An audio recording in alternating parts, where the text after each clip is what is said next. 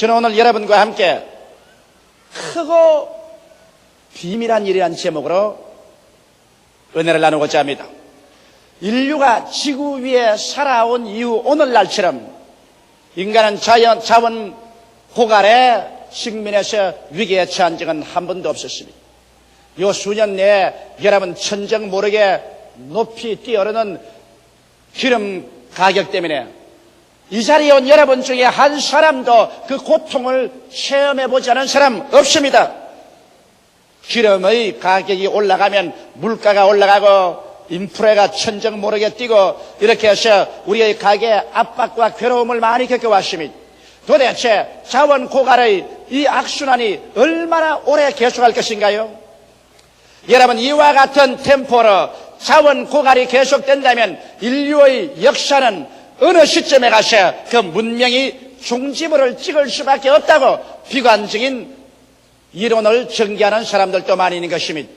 그러나 저는 오늘 이 시간에 아무리 자원 고갈의 위기가 우리에게 다가온다 할지라도 우리 사람들이 올바른 자세만 취하고 있다면 이것을 능히 극복하고 위대한 새로운 문화를 창조할 수 있다고 저는 확신합니다.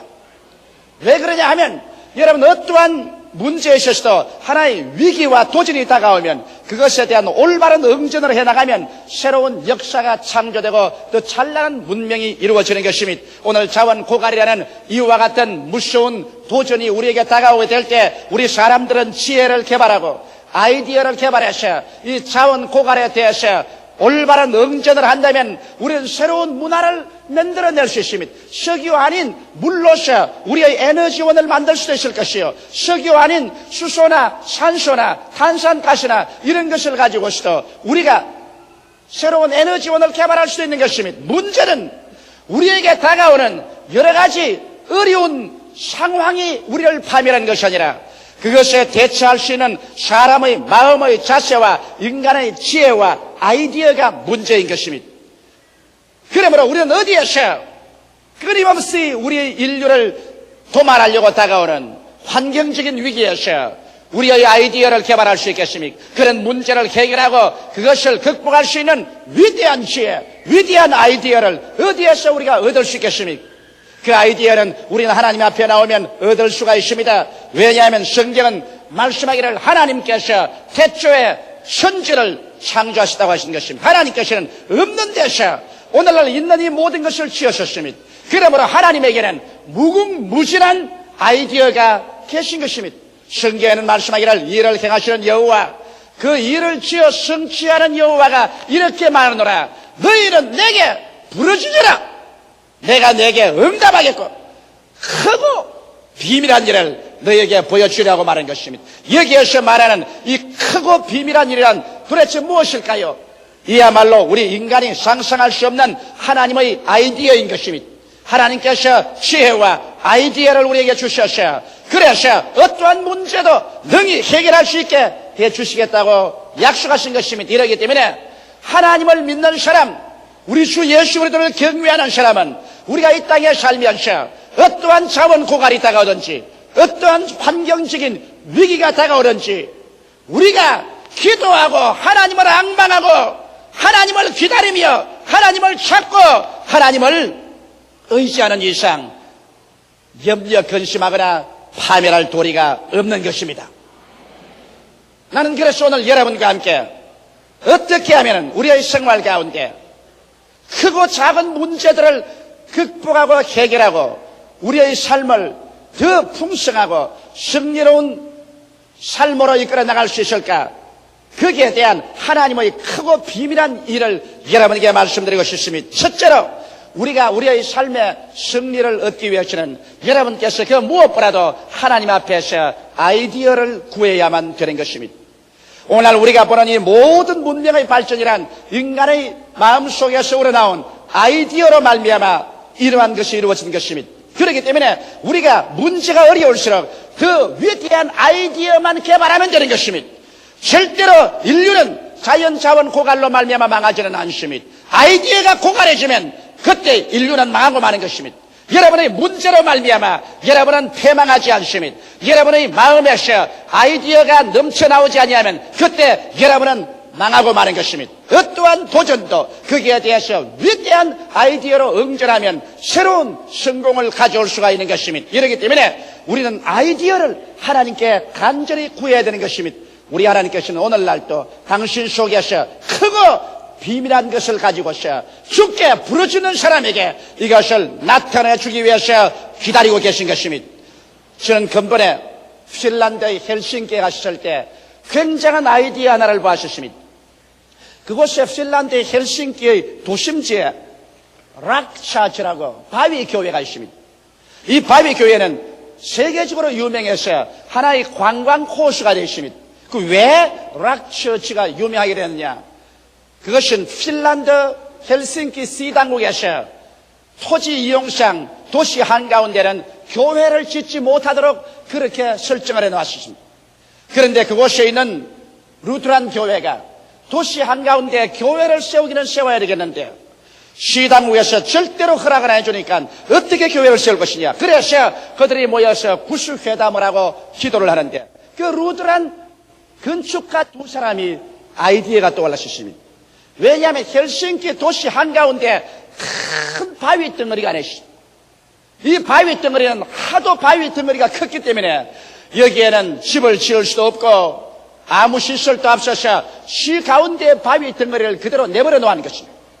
그런데 여기에 이 건축가 두 사람이 아이디어를 개발한 것입니다. 구태여 교회라고 해서 반드시 기초를 놓고 기둥을 세워서 지붕을 덮어야 교회가 될 리가 있겠는가? 그 바위를 그대로 파서 문만 뚫어놓으면 바위 교회가 될 것이 아닌가? 그렇다면 시에서는 교회를 못 지으라고 할 리가 없는 것은 바위 그대로 내버려 놓고 바위 속을 이렇게 뚫어가지고서 지붕만 싹 덮어버렸으니까 그 역시 바위이지만 다른 것이 있는가? 그렇게 아이디어가 개발되어서 시에 그것을 요청했고 시에 허락을 받아서 그 바위를 거창스러운 바위를 그대로 싹 파가지고서 뚜껑만 싹 덮어가지고서 문을 뚫어놓으니까 희한한 바위 교회가 되어버리고 마는 것입니다. 그래서 저희들이 그 바위 교회 안에 들어가 보니까 벽도 바위요, 땅바닥도 바위요, 전체가 바위 그대로 파놨는데 천정만 덮어놨었습니다. 그래 놓으니까 참 안에 들어가니 자연스럽고 인공미가 가해지지 않은 만세반석 우리 주 예수 그리스도를 상징하는 바위 교회로서 멋들어지기가 한량없어요. 그래서 아이디어는 문제를 해결한다는 그 사실을 저는 다시 한번 마음속에 깊이 느꼈습니다. 모든 다른 사람들이 도시 내 교회를 지을 수 없다고 말할 때 두 사람의 건축가의 머릿속에 들어온 아이디어는 훌륭한 바위 교회를 지어서 쓸모없는 바위가 오늘날 헬싱키시에서는 세계에서 저하는 관광객들의 관광 코스가 되어버리고 말한 것입니다. 성경은 야고보서 1장 5절로 8절에 이렇게 말하고 있습니다. 너희 중에 누구든지 지혜가 부족하거든 모든 사람에게 후히 주시고 꾸짖지 아니하시는 하나님께 구하라. 그리하면 주시리라. 오직 믿음으로 구하고 조금도 의심하지 말라. 의심하는 자는 마치 바람에 밀려 요동하는 바다 물결 같으니 이러한 사람은 무엇이든지 죽게 얻기를 생각지 말라. 두 마음을 품어 모든 일에 정함이 없는 자로다. 우리 주님께서는 여러분에게 오늘날 지혜를 주시기를 원하시고 계신 것입니다. 그러므로 지혜가 부족하거든 하나님께 구하라고 말하고 있는 것입니다.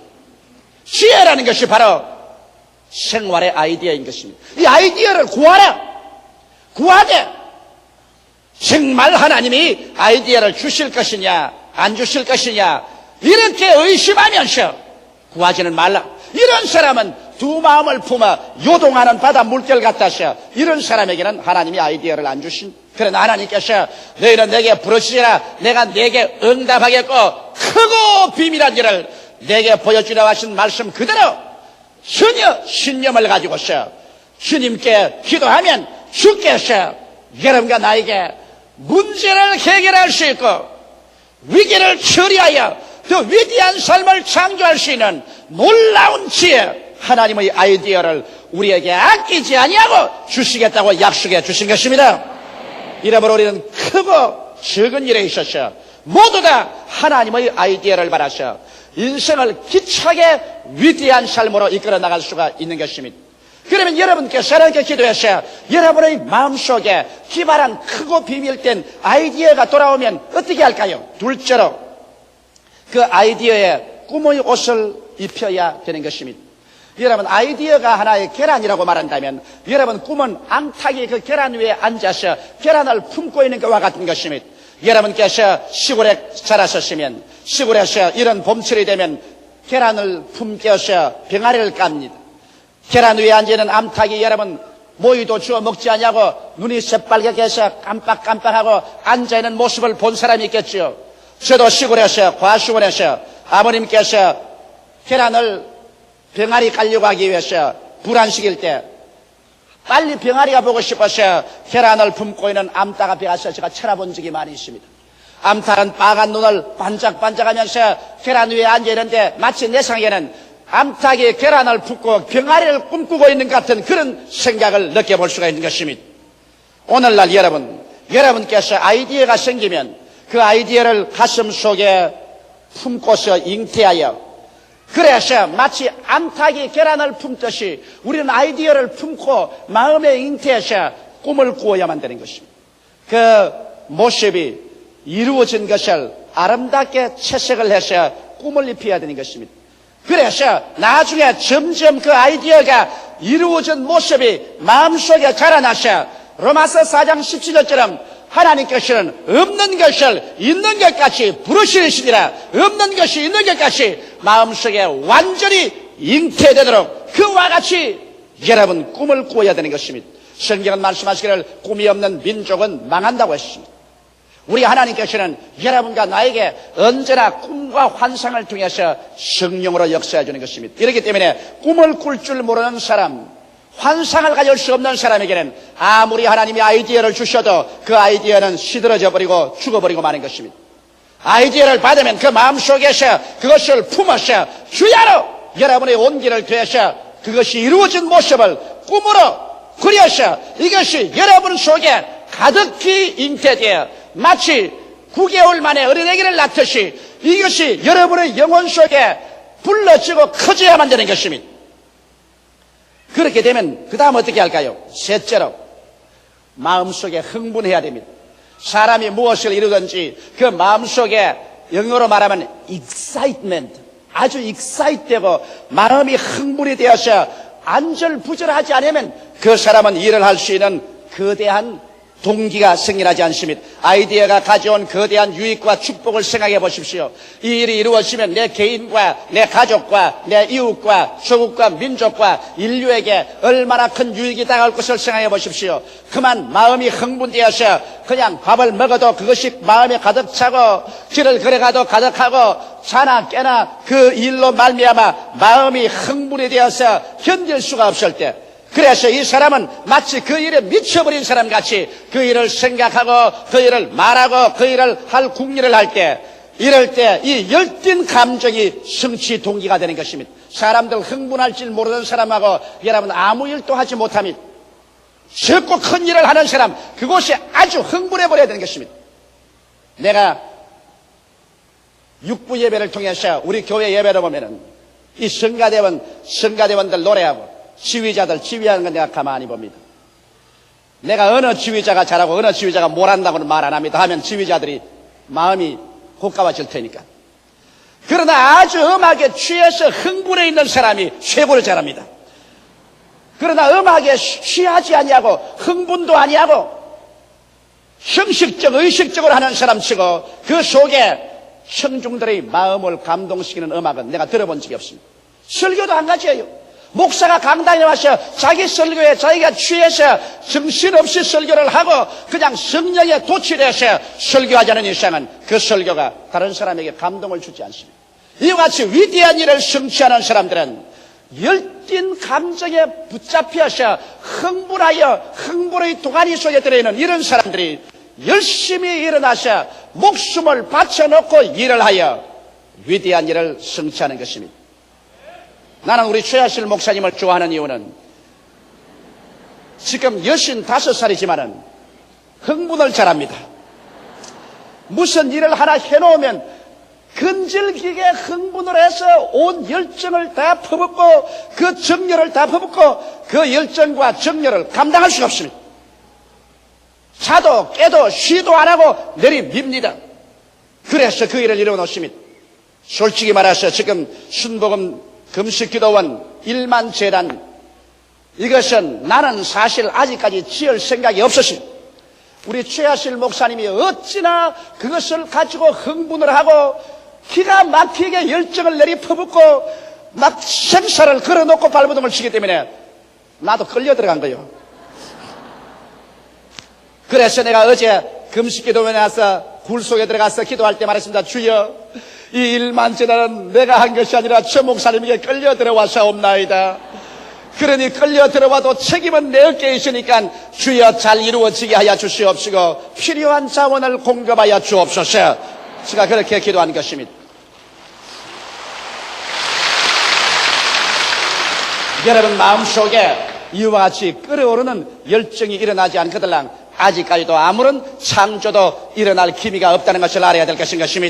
그 다음 넷째로 이와 같이 마음속에 열띤 감정이 동기가 되거들랑 이제는 찬동자들을 얻어야 되는 것입니다. 모든 일이라는 것은 혼자의 힘으로 안 됩니다. 어떠한 사람이 아이디어를 내면 다른 사람이 자문을 대야 되고 다른 사람이 기술을 내야 되고 그렇게 해서 연합해서 일을 해야 돼요. 어떠한 일이라도 팀워크가 이루어지지 아니하면 위대한 일은 이루어지지 않습니다. 하나님께서 천지를 지으실 때도 하나님께서는 성부 아버지가 모든 계획을 세우시고 성자 예수님이 직접 나와서 일하시고 성령 하나님께서 모든 능력을 다 제공하여 주셔서 성삼위일체 하나님의 팀워크를 통해서 오늘 천지와 만물이 이루어진 것입니다. 하나님도 천지를 지으시는데 삼위일체 하나님이 팀워크가 되셔서 일을 하시는데 하물며 여러분과 내가 일하는데 혼자서 일하겠다면 그 일이 이루어지지 않은 것입니다. 이러기 때문에 여러분께서 아이디어를 갖고 그것이 꿈으로 말미암아 완전히 잉태되어 마음의 확신으로 채워지면 이것으로서 마음에 기차게 흥분해서 열띤 감정의 성취 동기가 이루어지면 이것을 사람들에게 말해서 설교를 시켜야 하는 것입니다.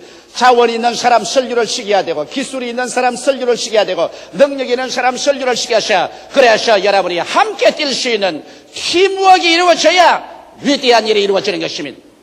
나는 우리 순복음 중앙교회가 오늘 단일교회로서 세계의 최대의 교회가 이루어졌다고 하는 이유를 잘 압니다. 그것은 왜냐? 먼저 저와 우리 최하실 목사님과 팀워크가 이루어졌기 때문에 된 것이요. 우리 교회 장로님들과 팀워크가 이루어지고 우리 교역자들과 팀워크가 이루어지고 우리의 구역장님, 우리의 조장님, 우리 성도들과 이와 같이 한결같은 팀워크가 이루어져서 우리 교회 생긴 이후로 지금까지 아직도 한 번도 교회가 분쟁이나 분리된 일이 없었기 때문에 세계 최대의 교회가 이루어지게 된 것입니다. 할렐루야. 나는 우리 교회를 자랑할 때 교회의 숫자를 자랑하지 않습니다. 교회 숫자야 이렇게 이루어질 수 있죠. 25년이 넘도록 우리 교회는 한 번도 분열된 적이 없습니다. 교역자끼리 분열된 것도 없고 당회 장로님들끼리 분열된 것도 없고 우리 평신도끼리 분열된 적이 없습니다. 우리는 예수 그리스도 가운데 여러 가지 이견이 서로 부딪히더라도 그리스도 가운데 나중에 전국적으로 언제나 사랑하고 용납하고 용서해서 하나가 되어서 한 뭉치가 되어서 팀워크가 되어왔기 때문에 오늘날 세계 최대의 단일교회라는 이 크나큰 교회를 이룰 수 있는 기적이 일어났던 것입니다. 할렐루야. 이것을 자랑하고 나는 끝까지 이렇게 하나님이 해주시기를 간절히 간구합니다. 그 다음 다섯째로 이렇게 되면 여러분은 이제는 목표를 설정하고 기간을 정하고 계획을 세워서 렛츠고 시작하자 출발을 해야 되는 것입니다. 오늘날 수없이 많은 사람이 인생에 실패하는 이유는 그들의 삶에 분명한 목표를 설정하지 않냐고 목표가 이룰 수 있는 기간을 설치하고 그 계획을 세우지 않습니다. 사람이 여러분 일에 목표를 세우지 않으면 방향을 잃은 사람 같아서 바람 부는 대로 물결 치는 대로 이리 밀리고 저리 밀리고 아무것도 못합니다. 목표를 세워놓고 그 다음에는 기간을 정해놓으면 이제는 결사지게 되는 것입니다. 방향이 뚜렷해지고 이제는 기간이 정해졌으니 이 일을 이루어지겠다고 그래서 시간도 노력도 물자도 그것에 집중할 수 있게 되는 것입니다. 이러므로 반드시 목표와 기간을 정하십시오.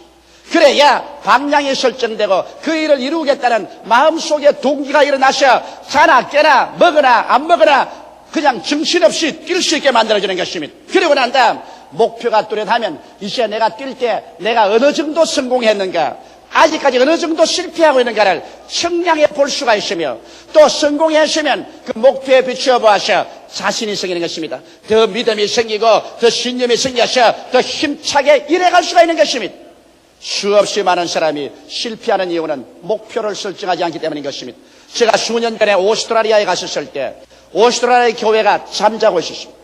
거기에 있는 교역자들이 내게 와서 물었습니다. 우리는 무엇이 병들었습니까? 무엇이 잘못됐는지 조 목사가 진찰을 해 주십시오. 그래서 저는 오스트라리아 교회의 목사님들 만나 이야기해 보셨습니다. 평신도들과 만나서 이야기해 보셨습니다. 그 결과 나는 그들에게 중대한 병이 걸린 것이라 보았습니다. 그들은 지난 10년 동안에 오스트라리아 하나님의 성회가 2%밖에 성장하지 않았다고 말한 것입니다. 2% 성장이란 안 자란 것과 같습니다. 자녀만 낳아도 2% 이상은 돼야 될 것인 것입니다. 그런데 내가 발견한 것은 어느 교회치고 한결같이 교회 성장에 대한 목표를 설정한 교회가 없더라는 것입니다. 목사님들이 그저 교회를 성장해 주기를 바라고 있을 따름이지 목표를 설정하지 않았기 때문에 교회가 나아가는 방향도 결정되지 않았고 교인들이 일해보겠다는 동기도 생기지 아니했고, 그리고 그 교회 전체가 성공하는지 실패하는지 척도를 재보이도 않고 모두 다 자신이 없고 그래서 방황하고 있습니다. 이래서 나는 그때 단호하게 말했습니다. 총회를 떠나기 전에 모든 목사님들이 수첩을 내어서 향후 5년 동안의 목표를 설정하고 그 다음 매년마다의 성취 목표를 설정해서 그 목표를 위해서 무자비하게 뛰라, 무자비하게 기도하고 금식하고 철회하며 전력을 다하라, 목표를 두고 뛰라. 그리고 할 수 없다, 안 된다는 말은 용납하지 마라. 그래야 하나님이 축복해 주신 믿음은 바라는 것이 있어야 하나님이 축복을 해 주시지, 바라는 것이 목표가 없는데 믿음이 생길 리가 있느냐. 아무리 믿습니다 해도 바라는 그것이 믿음인데 바라는 것 없이 어떻게 믿음이 생기느냐. 믿음 없이 어떻게 하나님이 역사하느냐.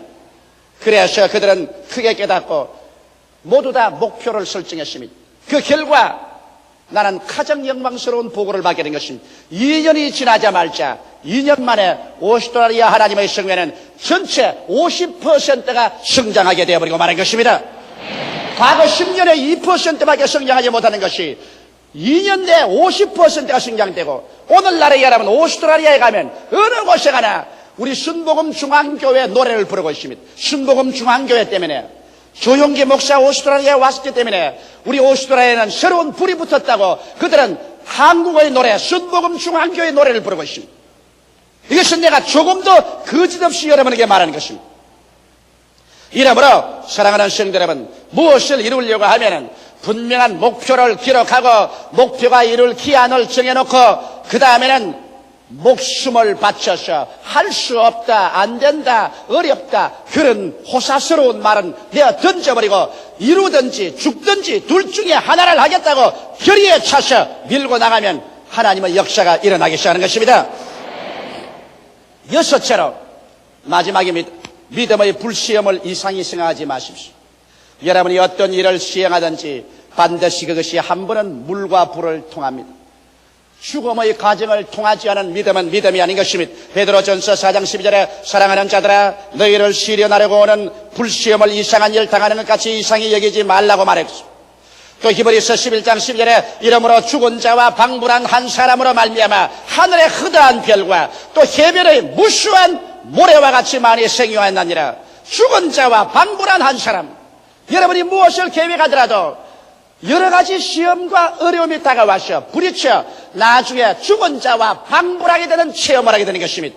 적고 큰 죽음이 여러분께 부딪혀 와서 그래서 여러분이 실망되게 하고 낙심되게 해서 이제는 나의 지혜나 나의 지식이나 수단과 방법으로 안 되니 이제는 주여 주께서 일어나서 역사하소서 이렇게 말할 때 주님은 그때 일어나서 말할 것입니다. 너희는 오늘날 가만히 있어 내가 너희를 위해서 싸우는 것을 보라. 우리가 죽은 자와 방불하게 되는 이 체험은 여러분이 어떠한 일을 해도 다가옵니다. 적은 일을 다가오면 적게 죽음이 다가옵니다. 큰 일이 다가오면 큰 죽음이 다가와서 여러분 인간 교만이 깨어지고 인간 자랑이 깨어지고 그 발 앞에 엎드려 주여 이제는 나의 힘으로는 할 수 없습니다. 주님이 나타나 주시옵소서. 이렇게 해서 반드시 여러분에게 죽음을 가져오는 불시험이 다가오는 것입니다. 이 불시험을 통하여 내가 깨어지고 내가 주님 그 발 앞에 엎드려서 나를 보지 말고 내 자랑하지 말고 우리 주 예수 그리스도를 바라보고 없는 것을 있게 만드는 주님께 의지하게 될 때 주님께서 나타나셔서 오늘날 또 홍해수를 갈라놓는 것입니다. 요단강을 갈라놓고 여리고가 무너지고 물으로 걷고 오병이어로 5,000명 먹이는 12바구니 남게 하는 기적이 오늘날 안 나타날 리가 어디 있는 줄 압니까?